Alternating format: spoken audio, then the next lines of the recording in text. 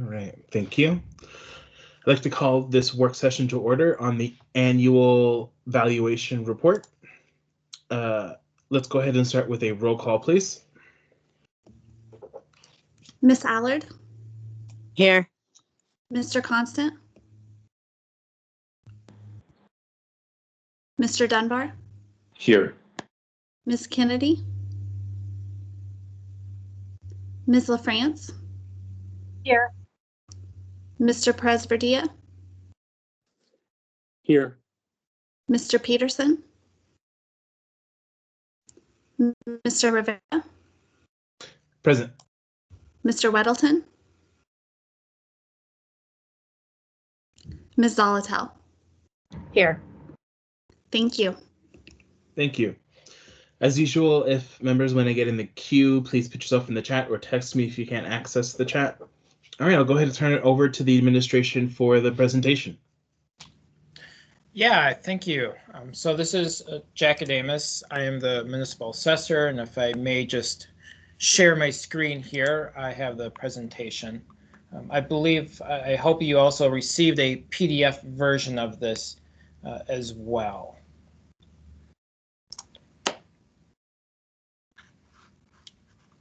Okay, so hopefully you're able to see my screen now. Yes, we can. Great, thank you. Okay, so this should take about 30 minutes. I think the first thing I'd like to say to everybody is thank you for your time. And this is the annual presentation that we give. So we are going to be showing the tax year 2021 values. And so with that, I will get started. Yeah, let's get here. Okay. So the first slide that I like to often show here is really what we do, an overview of the property assessment. At the bottom, you can see that there's exemptions in red and valuation in blue. Really, at the end of the day, what we are responsible for is administering exemptions and valuing property. You can see at the top, we administer exemptions on a year-round basis. We also inspect property on a year-round basis. And by code, we are required to inspect property every 6 years. So if there's any questions about someone with the MOA vest on measuring the side of the house, that is probably us. January 1, that's the lien date. That's when all taxable value is assessed. That does kick off a series of dates, and the first one will be the appeal season. That's about mid-January and ends about June 1st, when we do kick into our valuation analysis. That carries us through the end of the year. And we do pick up that new construction towards the end of the year. Again, we just want to be mindful of the January 1 snapshot or lien date. So this Before you continue really quickly, Mr. Gadamus, just want to note for the record that we've been joined by Ms. Kennedy and Mr. Constant. Please continue. Okay, thank you. No problem.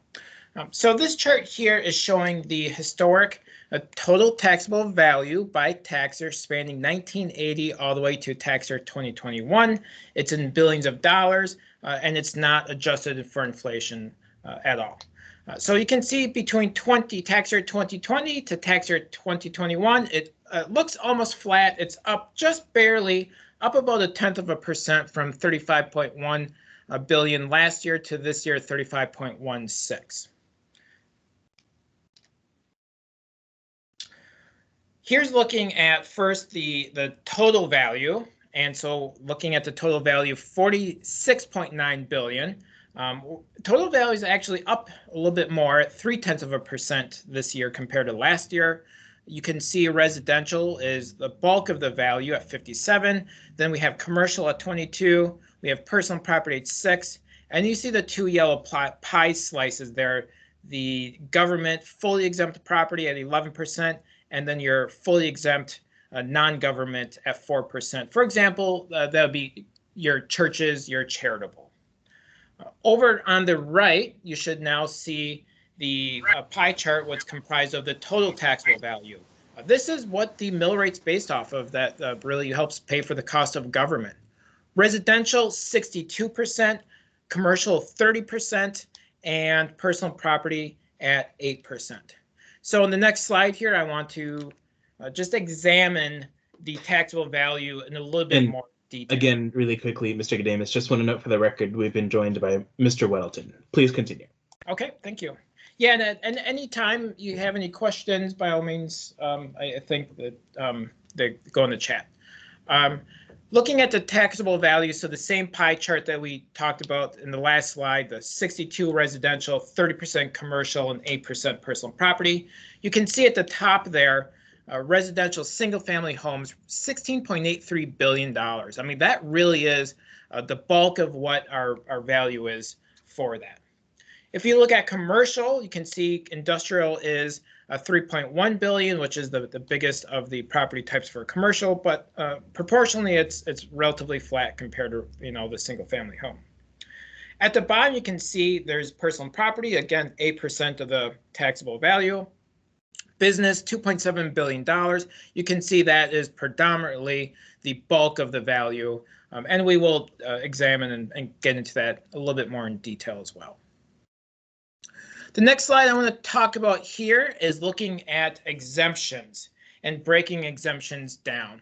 You can see there's two main categories here. There's mandatory, which is state statute required, and then we also have the optional or local. This is what we chose as a municipality to adopt.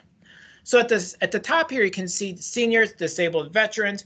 We're at almost $2.7 billion for senior disabled veteran. One thing that's interesting is last year is about 2.6 billion. This year it's almost about 2.7, as you can see. It's about 5% increase. So it's really interesting to see this increasing, and it probably is somewhat related to our population and the demographics of our population.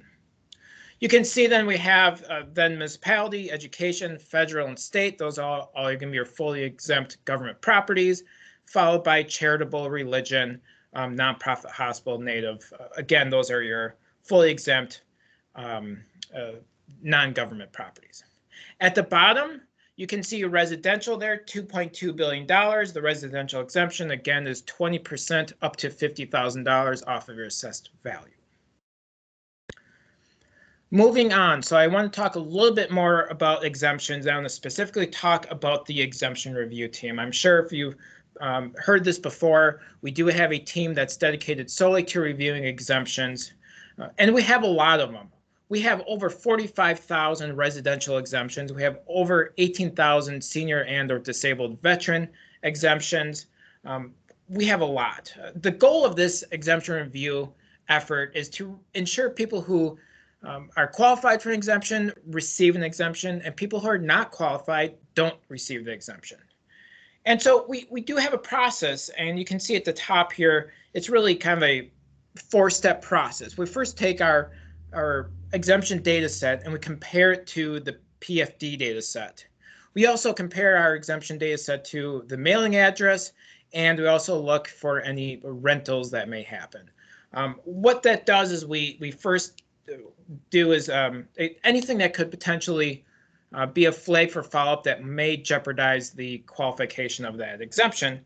What you can see there, number 2, we will flag those properties, and we'll send an initial letter to those property owners starting to contact.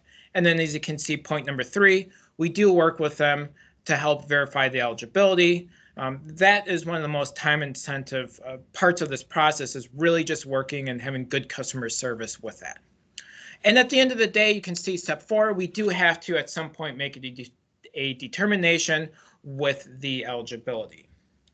At the bottom, you can see the successes for 2020. First thing you can see, we have a little over 1,900 exemptions that we are ready to contact the property owner. But we don't want to just send all 1,900 because really we want to make sure that we do have adequate resources to give the property owners a good customer service. And so we do small batches. You can see we just sent a little over 250 contact letters, and so we will be working with those property owners as well. For 2020, we did remove over 230 exemptions so far. That sums to about $14.3 million in value that now is taxable. So there is savings to the municipality as a whole with that. And finally, we are also being proactive. We just recently sent over 1,200 applications to senior citizens that we think may qualify. So again, we want to ensure that property owners that are qualified do receive an exemption. Moving on. So the next slide I want to talk about for an update is the CAMA upgrade project, or Computer Assisted Mass Appraisal Program. This project, it was approved back in 2017. We did start progress on this. So we started in the second quarter of 2019. The vendor, Tyler Technologies, that's the vendor we are working with. They are formerly CLT, or Coal Layer Trumbull. CLT is our current program. So it is an upgrade project from that point of view. You can see at the bottom, there are 4 phases: initiate and plan, assess and define, build and validate, and then testing and training. Initiate and plan, we are done with that. Assess and define, we are done with that. That's where we are reviewing all the business processes, looking at converting all the data. We're now in the build and validate, and we're looking to transition later this year to testing and training. Build and validate, that's when the Tyler Technologies is configuring the new system, and that's where we in the municipality start to review and validate what has been built. So it's about a little over a 2.5-year project for that go live date. Before you go on, I have a question in the queue from Miss Kennedy. Thank you, Mr. Chair. And actually, it's a couple of slides back in regard to the exemptions that were pulled or removed, I guess I would call it. Can you give me an example of some of the types or typical types of exemptions that actually get removed and why? Thanks. Yeah, that's a great question. So right now, this exemption review effort team is focusing on the bulk of our exemptions. Like I said, residential, we have over 45,800 roughly, senior disabled veteran, 18,000. So that's our first focus. And there's a couple of things. The first, as you can see in that step 1, we're doing flags for follow-up. So when we're comparing to the PFD, for example, if the mailing address isn't the same, or the living address isn't the same for the PFD as what it is in the home, that may be an indicator, not entirely, but maybe an indicator that that particular individual is not living in the home. One of the biggest things that we're seeing is for the exemptions, you must reside in that dwelling for at least 185 days. And when absent, you are not able to rent out the house in its entirety. So that'd be probably one of the most typical examples, is maybe you have someone that is renting out the house, they're not living there anymore, and they no longer qualify. Can I follow up on that, Mr. Chair? Go ahead.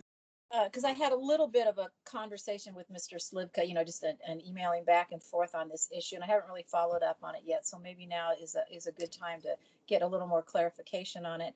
But with some folks, we know we have, the snowbird concept, where we have people who own a home here and live here, but maybe for some of the months during the winter, they're out of Alaska.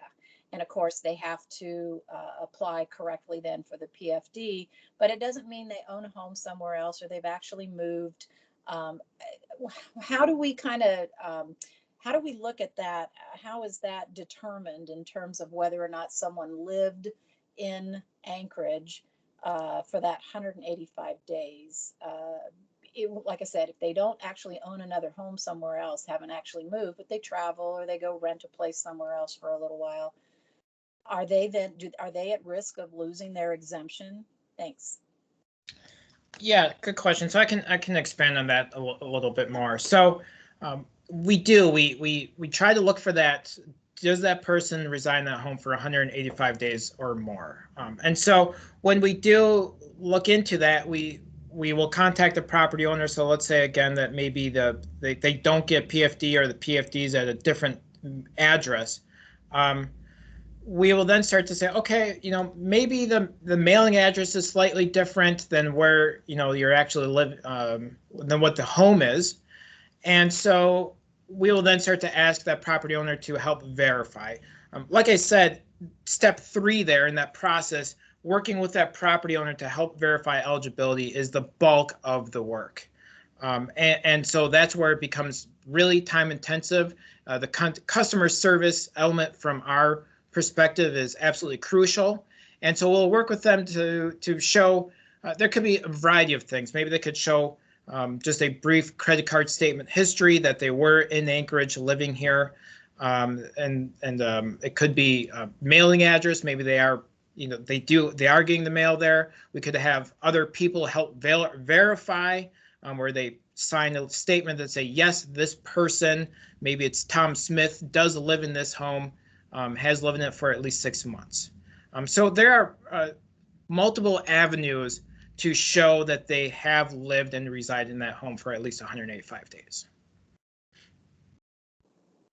Okay, thank you. I may do some other follow-up, but thank you. Thank you, Mr. Chair. Thank you. Mr. Constant? Yeah, thank you. I don't know if you'll get to this and further down, but it was interesting. I've been just monitor conversations across the muni, and the folks out in Girdwood were outraged. Someone communicated we're having a 12% increase in taxes, which I know isn't accurate. Are you going to come to the point where the valuations are changing and why and all of that? Yeah, I am. Yes. Okay. And just make it really clear communication for folks about how that works. Thanks. Yeah, so through the chair, 2 things on that. Yes, I will talk briefly about it. I'm not going to go in depth about Girdwood specifically, but I can assure you that that rumor is true. We are looking to increase values in Girdwood on average for single family homes by about 12.5%. And I did before, I think this was Jack. No, the yes. rumor was taxes were being increased by 12%. That's a substantial difference than values being increased by 12%. Assessed values. I'm sorry. Yes, assessed values are increasing. Does that mean taxes are? Not necessarily. So, and just to let everybody know, I did present at Girdwood last month to talk about the heads up that our assessed values are increasing there. So we don't want to give any surprises, and that's my goal. Thank you. One more question before we move on from Mr. Weddleton. Thanks. So backing up a little bit to what Crystal was talking about, why do we even care how long someone has been in Anchorage? We say you have to have 180 whatever days to get your exemption, but why do we care? That's a good question. So I actually looked into this briefly a couple months ago and looking at some of the historic ordinances that we had. And really, it looks like the intent that we were wanting from this is to, if you're receiving the exemption, we want people to live and reside in Anchorage in order to receive that benefit. I think if someone owns a house and pays taxes and they impose no cost on the city, we actually have more of a gain. But thanks. Yeah, and I can expand on that later too with that. Thank you. Please continue. Okay. So what I'm going to get next is into our section about the values for 2021. The first thing I want to look at and show you is the taxable new construction. This is adjusted to 2020 dollars. It's spanning from 2006 all the way to the current tax year. You can see the line there, which is a total taxable new construction. In the early 2000s, we had almost $800 million in taxable new construction. It did drop off quite a bit. And you can see the last years, 2019, 2020, 2021. You can see that decline, that steady decline. Focusing on residential, which is the red bar, you can see residential is somewhat stable. It's down this year, as you can see. But really, the big story there is the blue bar, which is commercial. And you can see it just has been dropping. You can see here in the slide, this is more of the actual numbers associated with this year's new construction. Residential, $120 million. which is about 14% decline from last year. Commercial, we're at 29.6 million. That's a 56% drop. And overall, almost $150 million in taxable new construction for this year. Again, it is down, and it's down about 25%. I have a question before we move on from Mr. Weddleton. So Jack, that surprises me because what I understood is that we had a fairly strong year for new housing and also commercial. I mean, permits were up dramatically. How do we get the opposite here? And then you also have numbers for 2021. Do you mean for 2021 taxes? Is that really 2020 construction? Yeah, so first thing to make it clear for everybody, we're talking for, when you're looking at this chart here, 2021 is the tax year, which is capturing all of the activity in calendar year 2020. And then as far as the next question, that is a interesting question. And really, I think the main thing we need to distinguish between permits and taxable new construction. So we just, for this year, I think the big one is for commercial. We just didn't see a lot of new construction, taxable new construction for commercial this year. Permits, I think they were strong this year, but they just didn't yield to actual production of projects. The other thing to notice that I found to be interesting, in 2019, 12 of the 22 projects that were valued at $2 million or more belonged to government, school districts, or nonprofits. Now compare that to 2020, which is what this year's value is based off of. 16 of the 22 projects valued at $2 million or more belong to government entities. So I think we just had more government, more non-taxable as a proportion as well. As far as residential, I have heard that there is new construction that has happened, and it was a relatively good year, and we'll talk about the values of residential. But I think at the end of the day, what you're seeing is just it's down 14%. We just weren't seeing as much activity as what was saying on the streets.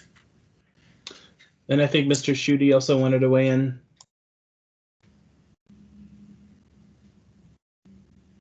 Thank you, Mr. Chairman. Chris Schutte, Director of Economic and Community Development. I was just going to add to Jack's explanation on the difference between permit activity and what he and his team assess for new construction. Is oftentimes there's not only a lag in when a permit goes from being a piece of paper to an actual structure, but sometimes the construction period itself will straddle the calendar year. So there are instances where permits were entered and paid for in 1 year, construction started but was not completed, and perhaps by the time Jack's team got there to look at it, they only assigned it a partial value because the building was not completed yet. So just wanted to highlight that there's that lag between permits and actual physical things happening. Thank you. Yeah, thank you, Chris. And back through the chair, back to Mr. Weddleton too. I do have, it's not in the slide, but I can easily bring it up, is looking at the number of homes built by year. And you see 2020 just wasn't completed homes. 2020 wasn't a big uptick from prior years. All right, thank you. Any other questions or? I don't see any. Please continue. Okay, thank you. So this is looking at the property summary. This is including new construction. I'm going to follow this slide up with existing real estate. But the first thing to look at here, residential, we have over 87,000 accounts, parcels, condos, you name it. Total value 26.7. We have an increase of about 1.9 for residential to get to a taxable value of about 21.9 for residential. Commercial, you can see about 10.4 billion for total value. The big thing here is we are looking to push down values for commercial, almost 3% when you do include new construction. Personal property, you can see there's no change there, and really we don't get 2021 tax year values for personal property until later this year when they file. Overall, like I mentioned, total value up about 0.3% for 2021.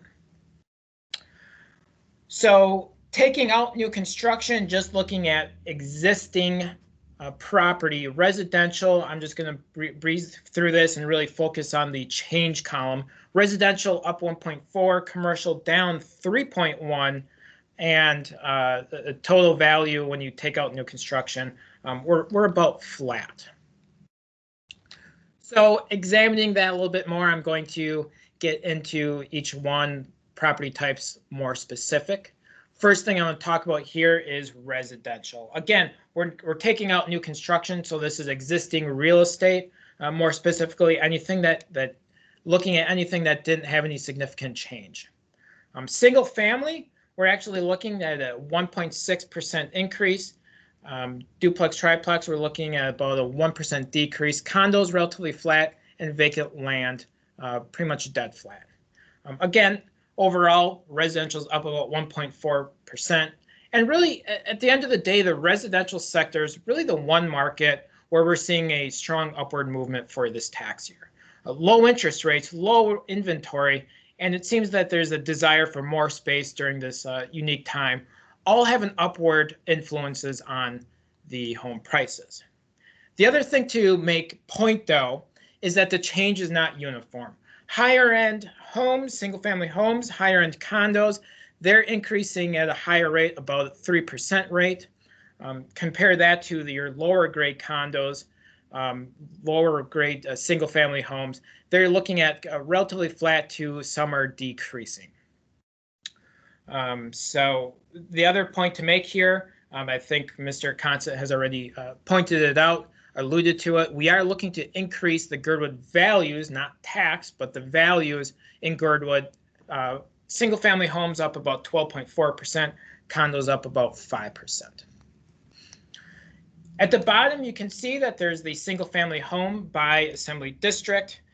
Downtown, we're looking to push down just slightly, a little over 0.5%. Eagle River up 1.3%, West Anchorage close to 1%, Midtown close to 1%, East Anchorage 1.3%, and then South Anchorage is up a little over 2.5%. Again, some of that, a small fraction that's attributed to the increase in Girdwood. With respect to residential data, we do, first thing here in the line is listings. We do track listings, and to be clear, we don't value our real estate with listings, but we do track it, and it's a good gut check for us. We tracked about 1,500 listings this year. Also, we had about 3,200 sales occur in Anchorage, whether we knew about them or not. As you can see at the bottom, Alaska is a non-disclosure state. I'll talk a little bit more about that in the next slide.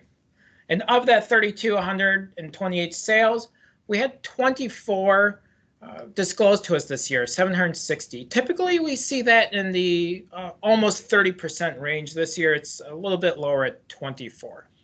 You can also see 2018, 2019, and 2020. We do use 3 years of sales to value our real estate.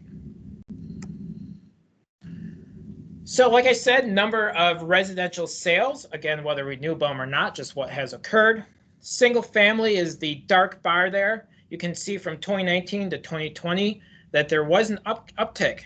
In fact, there's about a little over 11% increase in the number of sales. So we really had a lot of market activity this year. Overall, you can see when you include all 3 property types, it's up about 7.6%. Looking at the residential ratios, in effect, you could call this our report card. The first top one there is listings. Again, we don't value with the listings, but it's always good to keep track of that. Average assessed value of listings divided by the average list price yields this year an 89% ratio. And typically we have liked to see this, or typically it's just hovered around the low 90s for a ratio. This year you can see it's dropped down a little bit, meaning that listings are going up a little bit.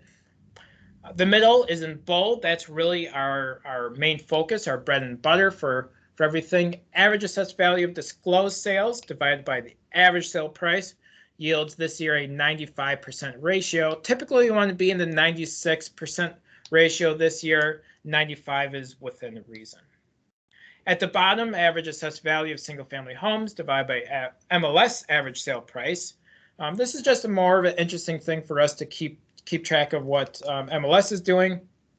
Here, at least, we have a 93%. Moving on to commercial, I want to first look at the value changes. Again, taking out new construction, so looking at the existing real estate and looking at it by property type. Like I talked about, commercial is going down about 3.1% on average. First, I'll talk a couple about the kind of more better picture, and then I'll get down to more of the reasons for that drop. Land. So you can see land's going up 2% this year. Just a little backstory, we conservatively increased land last year for tax year 2020 by about 2%, with the expectation that we would increase it again for 2021. And given everything that happened this year and reviewing all the information, we still felt that a 2% increase for 2021 was justified and reasonable, primarily for equity reasons, meaning that we think we were just a little bit behind on the market. Next one, industrial up about 0.4%. Industrial is relatively robust. It's still maintaining a low vacancy. The recent increase of online sales has generally increased demand for the industrial space. So we are seeing that going up a little bit. The next one, fourplex, up about 0.4% as well. This type of property does attract a small investor, unlike the apartment that we'll talk about. And we're seeing the sector still relatively stable. It has favorable financing. You can see then the next few is really where that changes, the negative change is happening. First, starting with office. Office, we're seeing asking rents to be relatively stable, but there seems to be a lot of concessions behind that face rent. And also, we are starting to see a fair amount of additional Class A space coming onto the market. You know, the sale of the BP building on Northern Lights isn't helping. So a couple of those things are certainly pushing down and having a downward influences on values. Apartments, down 4.6%. We saw a decrease in rental incomes this year. We also saw an increase in operating expenses. Both of those do point to a downward pressure with lower value. Retail, this one, you know, the continued trend to online sales. It's been happening for a while. This year has certainly accelerated that. I'm sure you've heard of some of the businesses failing, some specific ones. At least for us, it's really important to distinguish between the performance of a specific business compared to the overall real estate. Having said that, though, as a whole, we are seeing flat rental rates, but we're also seeing an increasing vacancy rates. And overall, we are pushing it down almost 5%. Finally, hotels, you can see that's the big one that's really dropping over 11% for hotels. The biggest reason for that is we saw a significant drop in the room revenue, almost 30% for some of the big hotels. And there just seems to be a lot of uncertainty on the future performance of these hotels and seeing where things will go in the coming months. Before you move on, I have a question on that slide from Ms. Salato. Thank you. So, Mr. Kademas, so what role does commercial land valuation or the assessed value changes play as we look to moving into the economic recovery phase post-COVID?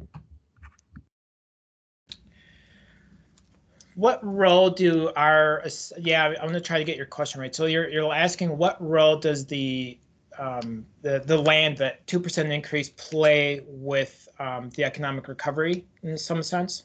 or all of these changes, I hear you taking into account, what's occurred during COVID. And I'm wondering, is there a role for the assessed value of land to play in the economic recovery, or is it simply going to just be an indicator of where things were as we move into the next year?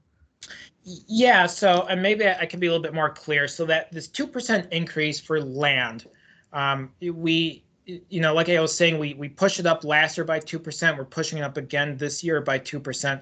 We're really just trying to be very cautious. We felt that we were behind on the market, so to speak.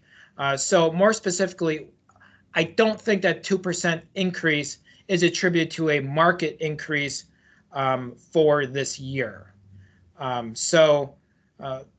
That being said, I don't know if there's really any specific reason or any specific clear, I guess, point to say of how vacant land would play into this potential recovery.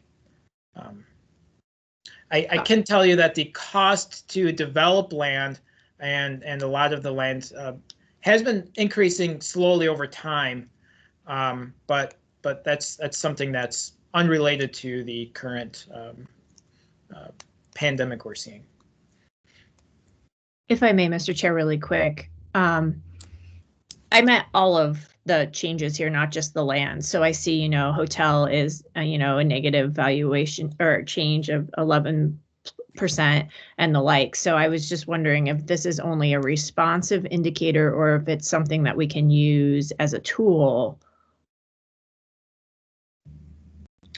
Yeah, so good question. I would say at the end of the day, we are, as the assessor, I'm required to try to get to market value to the best that we can.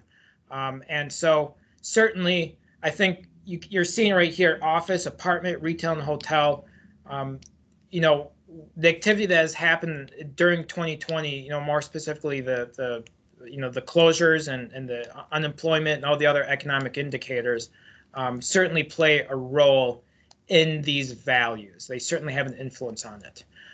So that being said, as far as what we can do, or your question, what you could do with these values, that I feel like I can't really answer that other than just, telling you what these values are doing to the best of our knowledge. And I'm happy to follow up, or, I feel like I'm not fully answering your question on that. No, that's great. Thank you.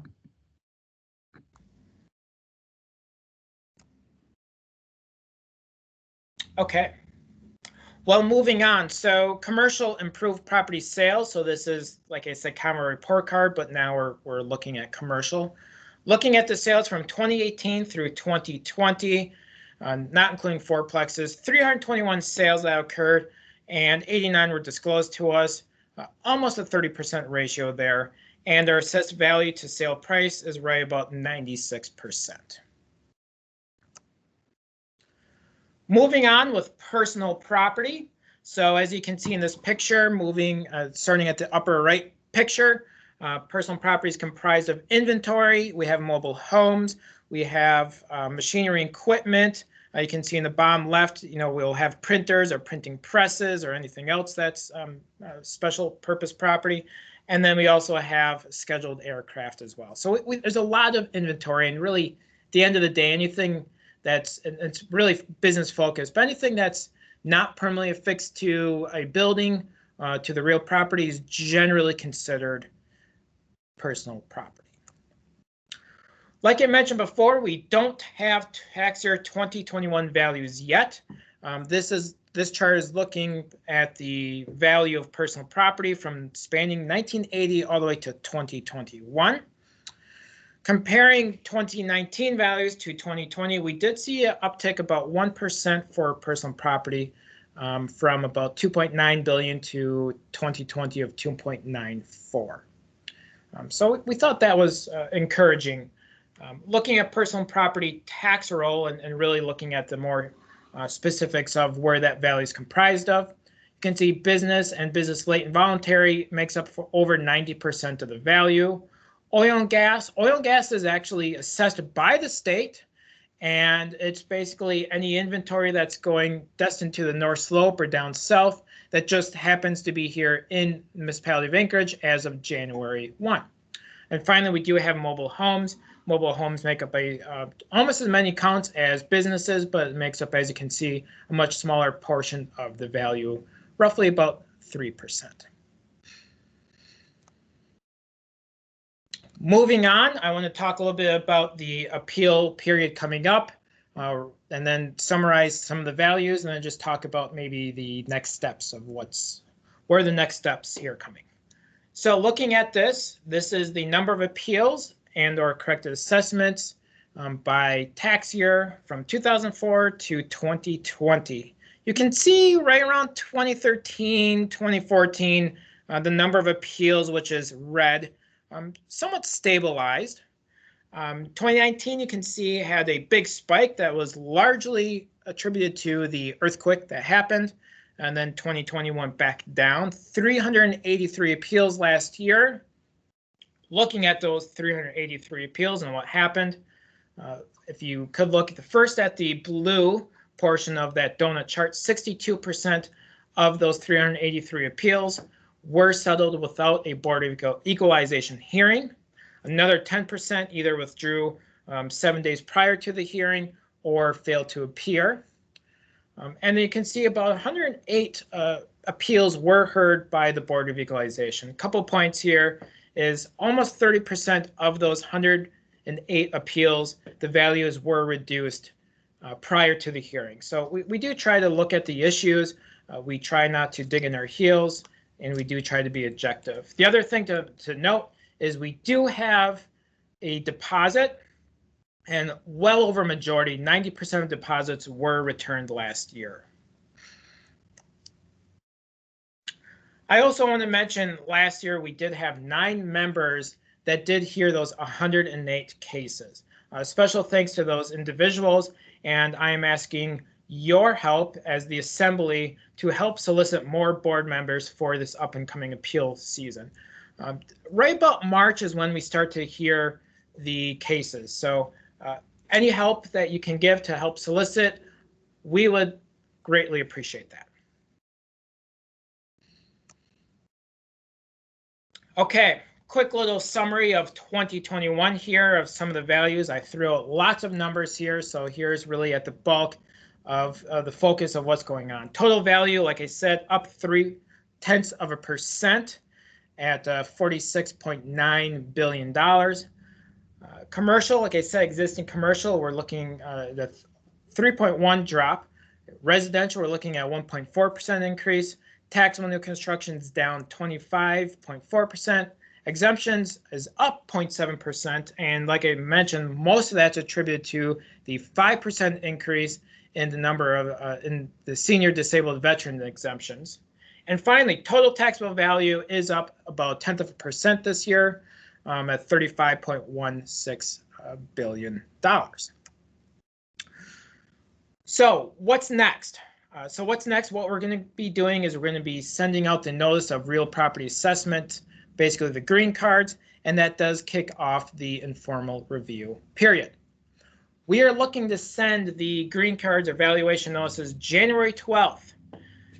And that does, like I said, kick off the 30-day informal review period. Many questions can be resolved during this time. We really encourage people to come, and we encourage people to come sooner the better. You know, the first couple of weeks, we are able to work with that property owner, and more often than that, we have time to make an adjustment where they don't even have to appeal.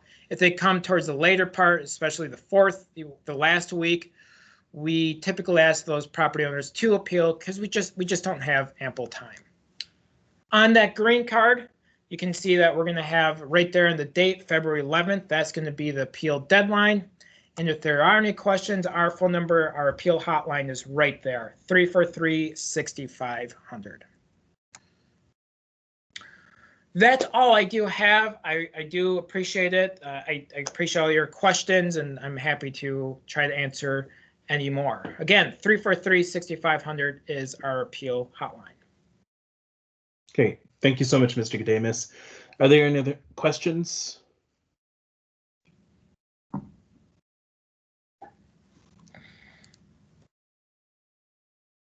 All right, seeing no other questions, thank you again. I'll go ahead and close this work session, and I'll see everyone again at 12:10 p.m. Thank you.